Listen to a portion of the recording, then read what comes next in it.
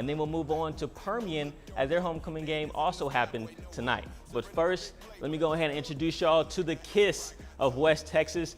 I'm not Gene Simmons, of course, but this guy is Zach Leff. Then you have Jonathan Polasic. But first, we're going to go to my man, Alex Camarado, who's at Grande Communications Stadium.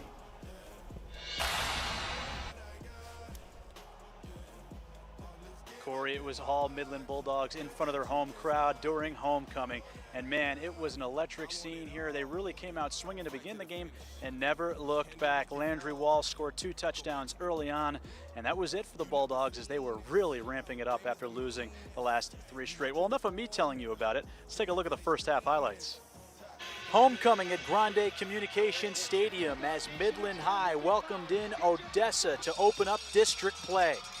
On the opening drive for Midland, quarterback Landry Walls calls his own number and powers his way in for a 6-yard touchdown run to give the Bulldogs the 7-0 lead.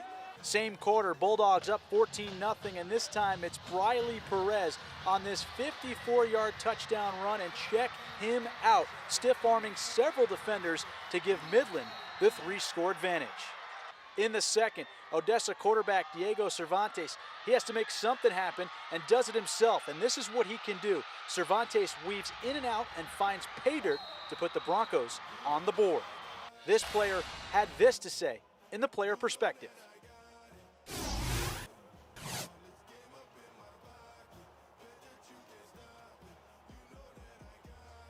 And Corey, yeah, it was a big-time win for the Bulldogs. All we heard all week was 0-0 going into this week with district play starting, and that's exactly what Coach Fortune had his guys believing here tonight as they win it against Odessa in the crosstown rivalry. Corey, back to you in the studio.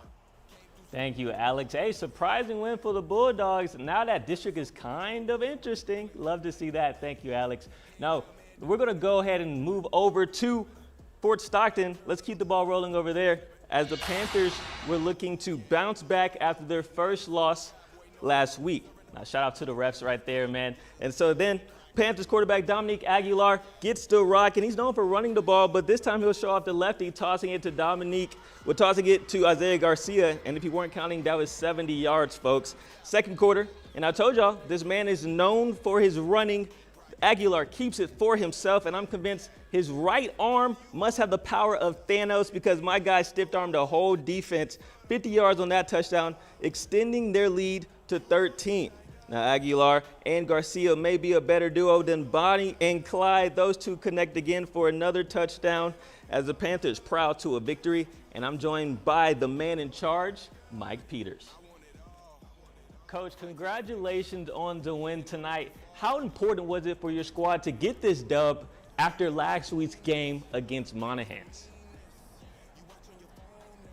You know, Corey, it was big for us. You know, that was a big thing going into the week. We played a great game last week and got beat by a dang good Monahans team. So getting a bounce back and playing good again, you know, a week after that was important for us. And Coach, we know this offense is high power with Dominique and everybody. 42 points tonight. But I want to talk about the other side of the ball, all right? The defense pitched a shutout. How are they so dominant this afternoon? You know, I think that they just played their assignment. We worked real hard this week on containing this high-powered PECOS offense, and, you know, it was kind of a do-your-job mentality, and our guys stepped up to the challenge. Well, Coach, you're going to step up this week, and I pray they step up next week against Crane. Congratulations again tonight. Good luck next week against the Golden Cranes. Let's see, we get back over to Midland, where Greenwood was coming off their bye week, and they had to face a tough Canyon squad. The Eagles showed how good they are by marching down the field on the first drive and striking blood first, then tacking on 2 points for good measure. But the Rangers would shoot back, all right? Ty Flowers loaded up the pistols and fired a throw to Zane Ogle. He was more wide open than an Arby's drive-through. Zane turned on the Jets to put Greenwood on the board, making the score 8-6. And time for the defense to make a stop, and that's exactly what they did. Mekhi Lambert chased down the QB like a dog running after the mailman. He'll get the sack and force a punt, but the Rangers couldn't get enough of those tonight, losing this one 19-38. So now it's time to go to another homecoming game out in Permian. My guy, Zach Leff, had that. How was the recap, Zach?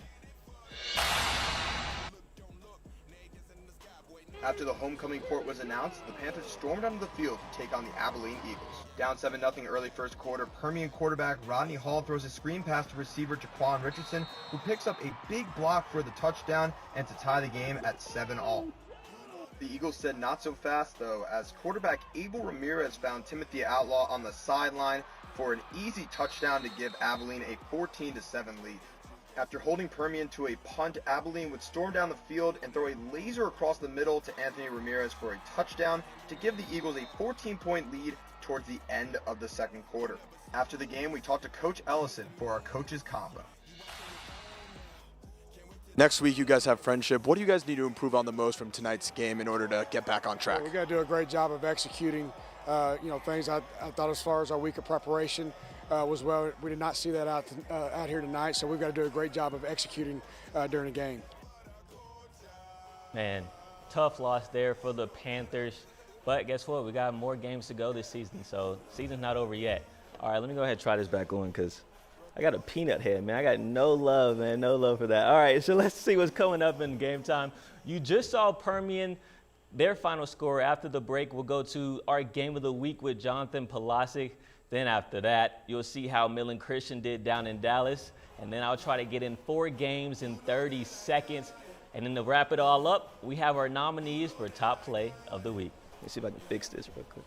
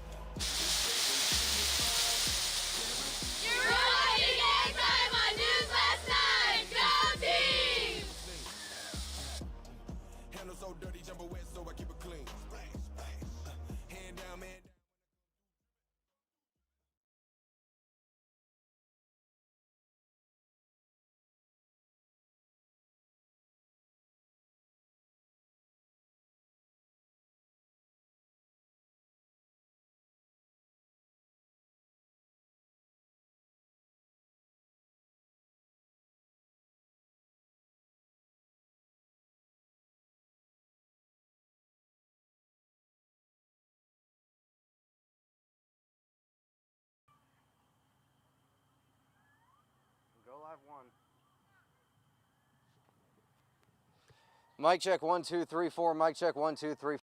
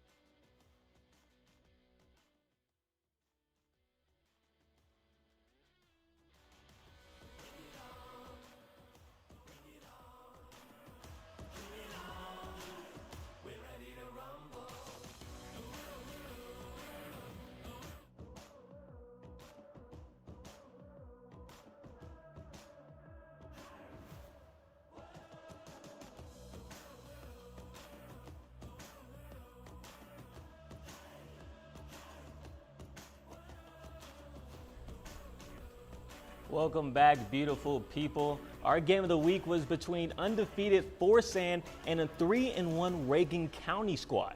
And the man who covered that game was Jonathan Polasic. Now, Jonathan, Zach didn't win, Alex didn't win. So I gotta ask you, did you win Homecoming King tonight? Corey, if I'm not mistaken, I believe you stole my crown from me a little bit earlier today so that you could start off tonight's show. But, you know, I'm not salty, I'm not mad. And that wasn't the case here with FORSAN and Reagan County. It was FORSAN's homecoming tonight, and the Buffaloes did not want to disappoint. And boy, did they put on a show both on the offensive side and defensive side of things, as they did everything they could to shut down this Reagan County team. And with that, let's go ahead and take a look at those first half highlights. Game of the week, week 4, we've got 3-1 Reagan County visiting the undefeated FORSAN Buffaloes on their homecoming game. Very first play of the game, Reagan County, it's quarterback Cason Brown, and he launches one, but it's Adrian Enriquez for FORSAN who comes up with the early interception. Later on for FORSAN, it's the give, Chris Mendez. He bounces it outside and takes it up the sideline. It's a foot race, and you're not gonna catch him. He takes it straight to the end zone for 62 yards. FORSAN trying to get something going again, but Dylan Dodd screaming off the edge for Reagan County with a sack, trying to give the Owls some momentum. And let's go ahead and check this play out. It's Major Stockton. He launches one downfield, and it's Caden Morgan off the helmet, and it would set up another FORSAN touchdown. Let's go ahead and hear from Coach after the game.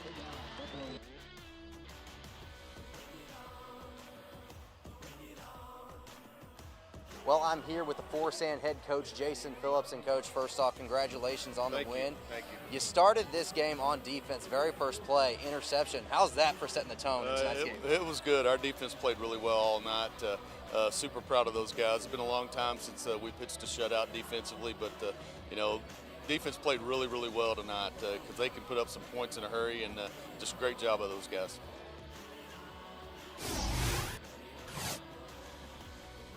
And again, it was from that very first play, that interception, that FORSAN began to assert itself, and they just never let up on Reagan County, not even for a second. FORSAN moves to 5-0 on the season, while Reagan County falls to 3-2 on this homecoming night. Your final here tonight, FORSAN 43, Reagan County 0. Corey?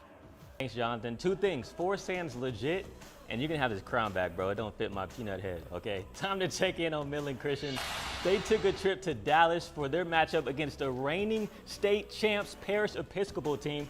Now, first quarter, River Rodriguez, he'll roll to the right and find his tight end for a crucial first down, but the Stangs wouldn't score on that possession. They'll score on this next one, though. River sniffs out the end zone from 1 yard out to tie the game up. Then the defense made some noise, getting a big-time stop in the red zone.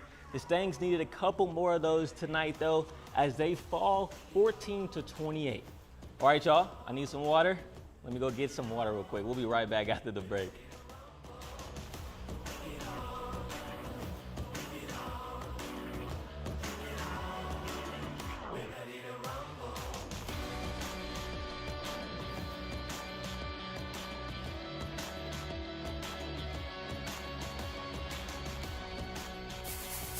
Where the crane go, the crane? You're watching Game Time on News West 9. Go Crane!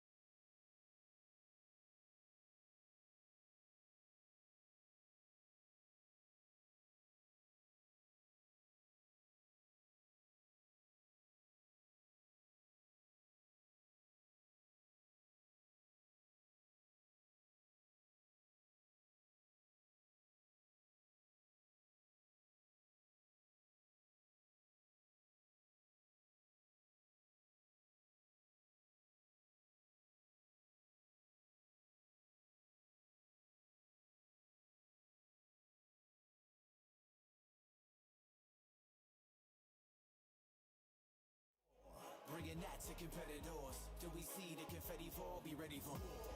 Tell them that's what we ready for. War. Tell them that's what we ready for. War. Tell them that's what we ready for. War. Bringing that to competitors. Do we see the confetti fall? Be ready for war. Tell them that's what we ready for. War. Tell them that's what we ready for. And we're back. I'm still low-key thirsty though, but the show must go on, all right? This was a great matchup between two undefeated teams, all right? We got Monahans versus the other undefeated Riverside. And before the game started tonight, there was a queen that needed to be crowned. Yep, that's right, it was homecoming for Monahans too. First possession, the Lobos quarterback Chino Navarrete would take the rock himself and barely gets into the end zone. Then a little trickery right there. The Lobos would try an onside kick and be successful, but they couldn't capitalize. But I guess Riverside was feeling generous because it was homecoming night. They would cough up the rock, giving Monahans the ball back. And you don't want to do that with this Lobo offense, all right? Monahans will capitalize with Adam Saucedo showing off the work he put in during the summer in the weight room. Lobos just won't lose this year, beating Riverside 35-21. Okay, so last week I had some haters saying my clock didn't start on time for this 4 games in 35 seconds. So this week, just to prove a point, we made it 30 seconds. And I don't know if that was a good or bad decision, but we about to see. Let's roll it. Okay, let's kick things off in Wink, where Cannon Gibson showed off his cannon, dropping a dime to Braden Kent. Wink would win this one 35-20. Now over in Big Spring, Gabe Baeza finds Keegan Mitchell, who brings out the bunnies for the pylon. Is he in? Is he in? Ref says yes. Steers win 42-16. Iran was coming off their first win in nearly 2.5 years, and Athlete of the Week, JD Solis, gets into the end zone, but doesn't get the dub for the Braves. Then in Crane, there was a reminder to always look both ways before you run in the middle. The Cranes wacko Mo, the quarterback. He gets hit here. I didn't make it. Unfortunately, they lose this game, their first game of the season, for the L for the Golden Cranes. Take it. I was going to ask you, Walter, did I make it? You didn't make it though. I know I didn't make it. I know. I'm a failure. I need some time to think about this. Okay, so we'll be right back. Tell them that's what we ready for. War. Tell them that's what we ready for. War. Bringing that to competitors. Do we see the confetti fall? Be ready for war. Tell them that's what we ready for. War. Tell them that's what we ready for. War. Bringing that to competitors. We're the Garden City Bearcats, and you're watching Game Time on News West 9. Go Cats!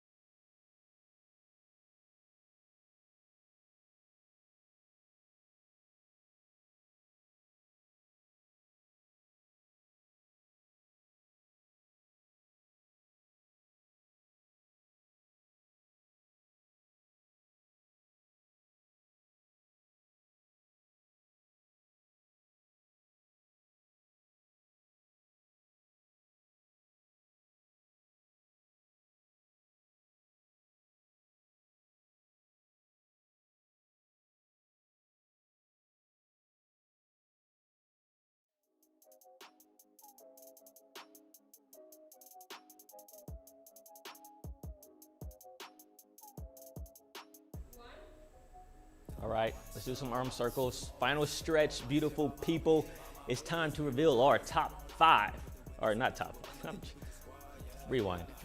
Our week 5 top play nominees. Boy, stressing over here, bro. All right, Big Spring is up first. Gabe Baeza. You just saw this play going to Keegan Mitchell. Then he'll hop for the touchdown. Is he in, ref? He says yes. What a play there by Keegan. Then we're going to go out to Mr. Thanos. I'm sorry. That's Dominic Aguilar. My bad. Showing off the stiff arms. 1, 2, 3. You can't tackle me. Dominic Aguilar gets the touchdown on that long run there on 50 yards out. And then lastly, we're going to head out to Midland High where they had their homecoming game. They do a little pitch there with that triple option offense, and it's off to the races. Going down the sideline, and you won't catch this, man. You might as well go home. And that's what Odessa High did after losing this one by double digits. Now, remember to vote, just go to my Twitter page, and I'll have a poll ready for y'all either tomorrow or the next day. I'm joking. Tomorrow afternoon, I got you. And you'll have that poll up until Tuesday at midnight. Now, you don't want to wait that long for overtime, though. That's happening in just 15 minutes, and you can watch it on different platforms. So you have no excuse. If you don't have the News West 9 app, even though you should, we got you covered on Facebook and YouTube. So make sure you tune in. Do it for me, okay?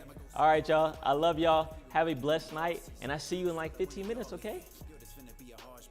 You in for a long evening. Most of y'all could get caught cheating on the real, still wouldn't call it even. If we see them in the streets, they don't really want beef like all vegans. Lord Jesus, you don't know what you up against. Bruh, when?